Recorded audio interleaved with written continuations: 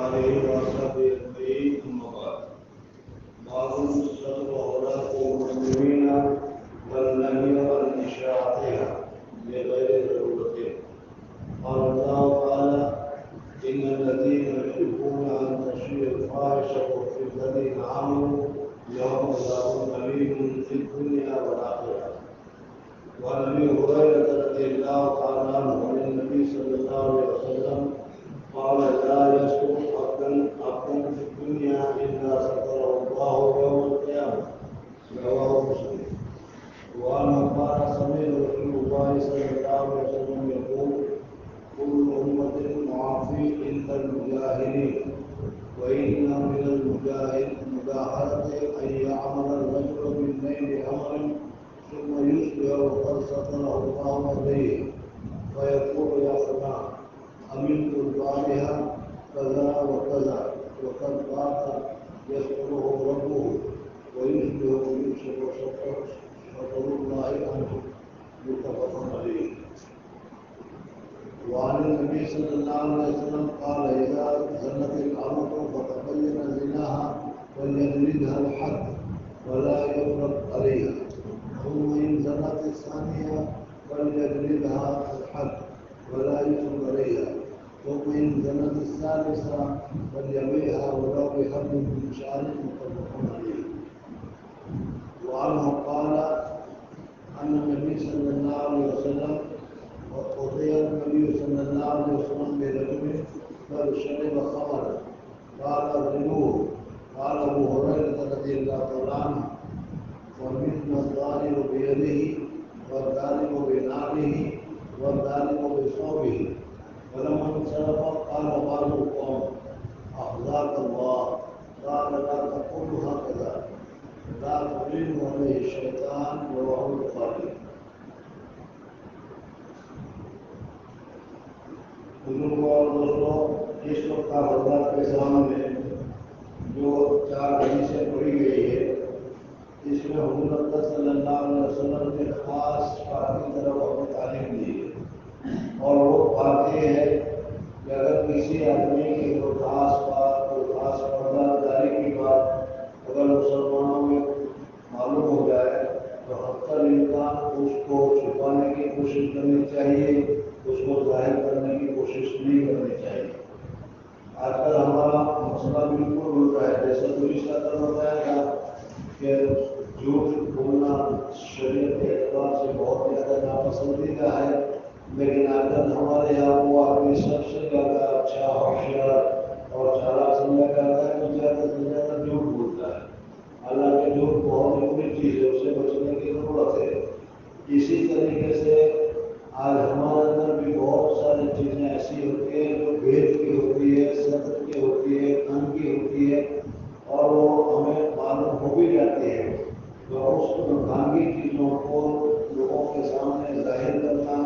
اور اس کو ظاہر کرنا، لوگوں کو بتانا، یہ مناسب نہیں ہے۔ بلکہ اگر ایسے کوئی ڈھانگی چیز، پردہ والی چیز اگر معلوم ہو بھی جائے تو پھر اس صورت میں اس کو جواب دینا چاہیے۔ اگر کوئی آدمی ایسا کام کرتا ہے کہ تمہیں کوئی خاص خالی بات معلوم ہو گئی اور تم نے اس کو دبا دیا تو اللہ جل جلالہ وہ منوان ہو، اس کا کیا بدلہ دیں گے؟ وہ حضور صلی اللہ علیہ وسلم نے حدیث کو بیان کیا ہے۔ دوسری بات یہ بتائی ہے کہ بعض مرتبہ ہر ایک آدمی کے ساتھ یہ تعلق ہوتا ہے کہ کچھ نہ کچھ ایسے کام اس کو خود ہی معلوم ہے کہ جو اس نے کیے ہیں اور صرف اللہ کو معلوم ہے، اس کو معلوم ہے، اس کے علاوہ کسی دوسرے کو معلوم نہیں ہے۔ اللہ تبارک و تعالیٰ نے پردہ جاری کر رکھی ہے، پردے کو پردہ میں چھپا رکھا ہے، اور وہ دھن کی بات ہے جو وہی جانتا ہے، اس کے علاوہ اللہ تبارک و تعالیٰ جانتا ہے، اس کے علاوہ کوئی دوسرا نہیں جانتا۔ اگر ایسی بات ہے تو پھر اس صورت میں اس کو چھپی رہنے دینا چاہیے، خود وقت بہت دوسروں کے سامنے اس کو ذکر نہیں کرنا چاہیے۔ حدیث پاک میں بتایا گیا ہے کہ آدمی کوئی ایسا کام کرتا ہے کہ جو صرف اللہ ہی جانتا ہے، اللہ کے علاوہ کوئی دوسرا نہیں جانتا، اور وہ خود اپنے آپ اس پردہ والی بات کو کوئی نہیں جانتا، خود ہی اس کو ظاہر کرتا ہے اور کہتا ہے کہ میں نے ایسا کیا ایسا کیا میں نے یہ کروں یہ مانتا یہ ایسا کیا، تو اللہ جل جلالہ پھر اس وقت اس کو تبدیل کرتے ہیں پکڑ فرماتے ہیں۔ اور جب اللہ جل جلالہ نے چھپائے رکھا ہے تو پھر اس وقت میں ہو سکتا ہے کہ اللہ تبارک و تعالیٰ آئندہ بھی چھپائے رکھے، معاف کر دے، سزا نہ دے اور یہ بات چھپی رہ جائے، لیکن یہ آدمی خود اپنے طور پر اپنے عیب کو ظاہر کر رہا ہے، بہادری کے طور پر ظاہر کر رہا ہے، جس وجہ سے اللہ تبارک و تعالیٰ اس کے ساتھ یہ معاملہ فرماتے ہیں۔ پہلی حدیث میں حضرت ابو ہریرہ رضی اللہ عنہ فرماتے ہیں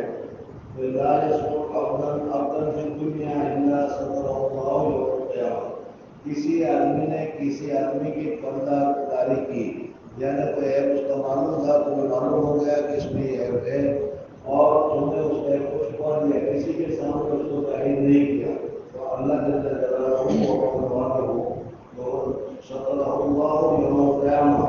اللہ جل جلالہ تمہارے اندر جو کمی ہے، تمہارے اندر جو عیب ہے، اللہ تبارک و تعالیٰ اس کو چھپائیں گے اور اس کو ظاہر نہیں کریں گے۔ اگر قیامت میں ظاہر بات ہے کہ کوئی بھی عیب ظاہر ہوگا تو ساری مخلوق کے سامنے ظاہر ہوگا، بڑی بے عزتی ہوگی، تو ایسے موقع پر اللہ تبارک و تعالیٰ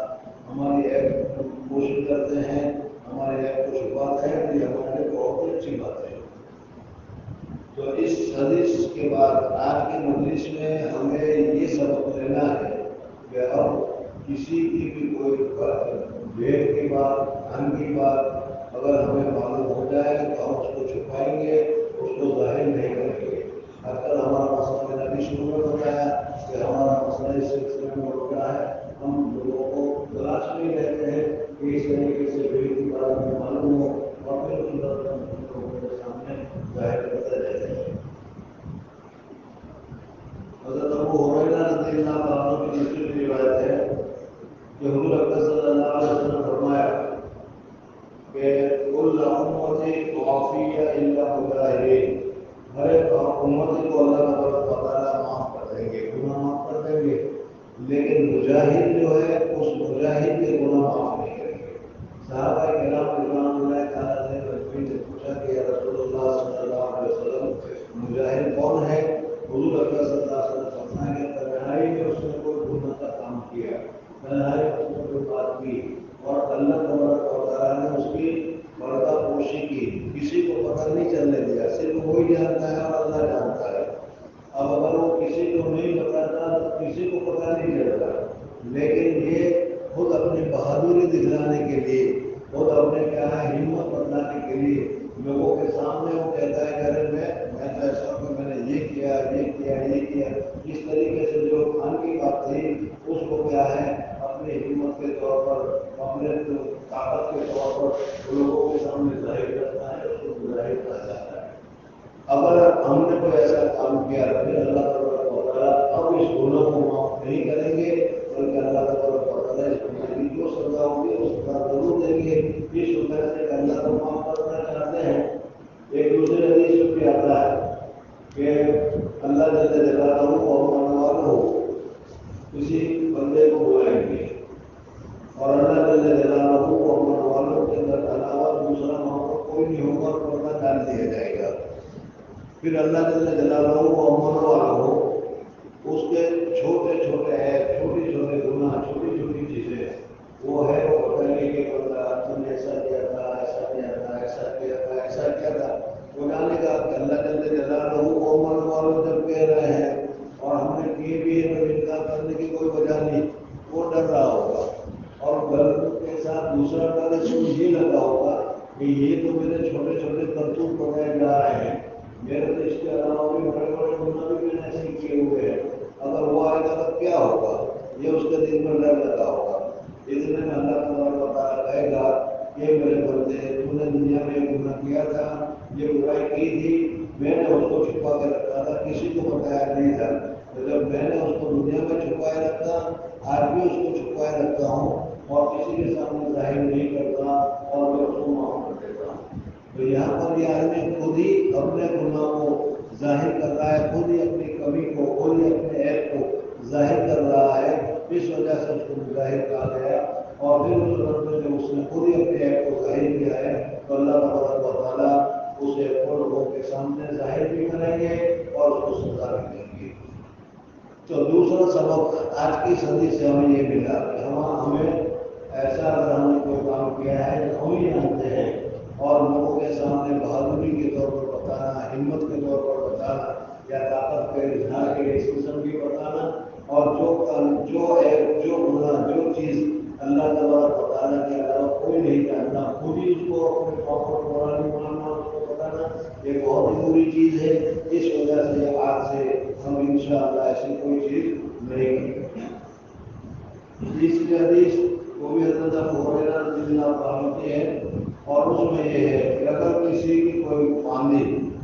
اس زمانے میں جو غلام اور باندھی کا مسئلہ ہوا کرتا تھا، وہ باندھی اگر زنا کرے تو اس کو سزا دو، پھر زنا کرے تو سزا دو، پھر زنا کرے تو سزا دو. 3 مرتبہ یہ فرمایا. کوڑے باندھنے کی جو سزا ہے اسلامی سزا وہ اس زمانے میں دی جایا کرتی تھی، سزا دو. اور پھر اس کے بعد 4تھی مرتبہ اس کو کم سے کم قیمت اگر آتی ہو تو بھی اس کو بیچ دو. اس وجہ سے کہ اب اگر کسی کو بیچ دیا جائے گا، کسی دوسرے مالک کے پاس پہنچے گی تو وہ مالک اس کے اوپر کنٹرول کرے گا یا وہ پھر صورت میں زنا وغیرہ سے بچ جائے گی. 4تھی حدیث جو ذکر کی گئی وہ یہ ہے کہ حضور اکرم صلی اللہ علیہ وسلم کے سامنے ایک آدمی کو پیش کیا گیا کہ اور وہ جرم اس کا یہ تھا کہ شراب کے حرام ہونے کے بعد اس نے شراب پی تھی. تو حضور اکرم صلی اللہ علیہ وسلم نے جو صحابہ کرام رضوان اللہ تعالیٰ اجمعین وہاں پر موجود تھے ان کو کہا کہ اس کو مارو. جب حضور اکرم صلی اللہ علیہ وسلم نے شراب پینے کے جرم میں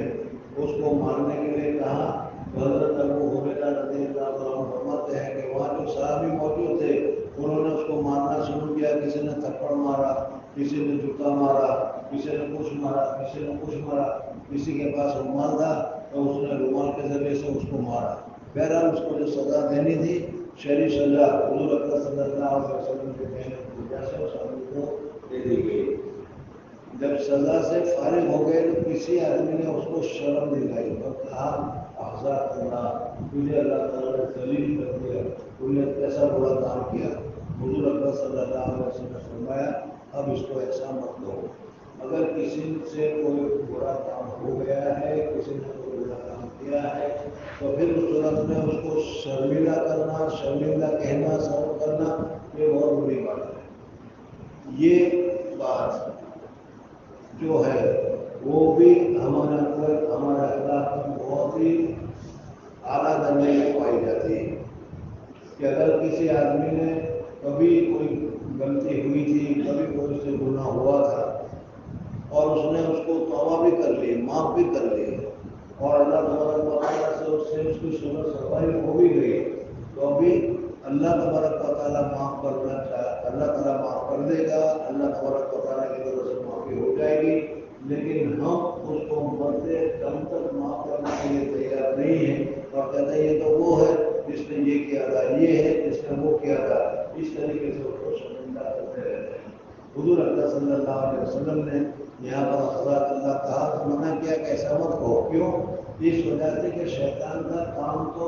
لوگوں کے سامنے تم کو ذلیل کرنا ہے، وہ تو ہمارا دشمن ہے. وہ تو چاہتا ہے کہ ہم کسی طریقے سے ذلیل ہو، کسی طریقے سے ہماری بے عزتی ہو. اور جب اس نے کیا ہے سزا بھی بھگت لی اب تو وہ صورت میں اس کو کہتے ہو کہ یہ شرابی ہے، اس نے شراب پیا ہے، اس نے ایسا کیا ہے. اور گویا کہ شیطان جو چاہتا تھا یہ لوگوں کے سامنے ذلیل ہو، لوگوں کے سامنے اس کی بے عزتی ہو اور اس میں گویا کہ تم نصرت کر رہے ہو، مدد کر رہے ہو، شیطان کی بات کو گویا کہ ظاہر کر رہے ہو، شیطان کی مدد کر رہے ہو. اس وجہ سے حضور اکرم صلی اللہ علیہ وسلم نے ایسا کرنے سے منع فرمایا. بہرحال ان تمام حدیثوں کا اگر خلاصہ دیکھا جائے تو یہ ہے کہ ایک مسلمان کو دوسرے مسلمان کا احترام کرنا چاہیے. آپ ہم ایپ معلوم نہ ہو تو مستقل ایپ کو حاصل کرنے کے لیے کوششیں کرتے ہیں اور دیکھتے ہیں کہ کچھ نہ کچھ اس کی کچھ گرو مل جائے، کچھ اندر سے مل جائے تاکہ ہم اس کو بدلا کرنے کا موقع مل جائے. بزرگ اور یہ طریقہ اسلامی طریقہ نہیں ہے، حضور اکرم صلی اللہ علیہ وسلم کے ماننے والوں کا طریقہ نہیں ہے. حضور اکرم صلی اللہ علیہ وسلم کے ماننے والوں کا تمہیں خود معلوم ہو جائے کہ یہ کوئی بھید ہے جس کا ہمیں معلوم ہو، کسی کو معلوم نہیں، تو ہم اس کو اپنے پاؤں ہی کی طرح دبا دینا چاہیے، اس کو بالکل ظاہر نہیں ہونے دینا چاہیے۔ اور اگر ایسا کرے گا تو پھر اللہ تعالیٰ قیامت کے دن ہمارے بھید کو، ہمارے گناہ کو، ہماری امید کو، ہمارے عیوب کو اللہ تعالیٰ لوگوں کے سامنے ظاہر نہیں کرے گا۔ اللہ کو اپنے والوں مجھے اور اللہ کو اور سعادت اور توفیق نصیب فرمائے۔ سبحان اللہ و بحمدہ، سبحان اللہ و بحمدہ، نشهد ان لا اله الا انت نستغفرك ونتوب